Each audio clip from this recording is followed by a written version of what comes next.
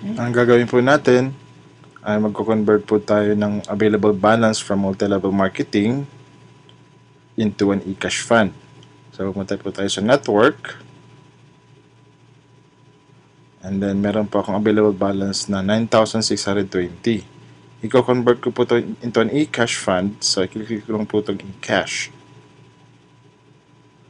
So, dito po, specify po natin yung amount. So, gusto ko po i-convert yung 9,620. Tandaan niyo po na wala po tayong ilalagay na comma kasi magiging invalid po siya. And then take note na magkakaroon po ng bawas na 10% para sa withholding tax and 25 pesos para sa eCash transfer fee.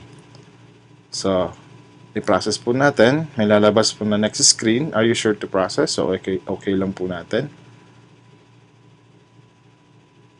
So, makikita nyo po yung available balance ko na i-convert ko. At meron po akong eCash balance na 457. So, from the amount that I'm going to convert, binawas po yung 10% withholding tax plus 25 pesos. So, naging 8,633. Kapag natapos po to, ang eCash balance ko will be 9,090 kasi i-add po natin 457, sorry. So, convert po natin. I-confirm na natin.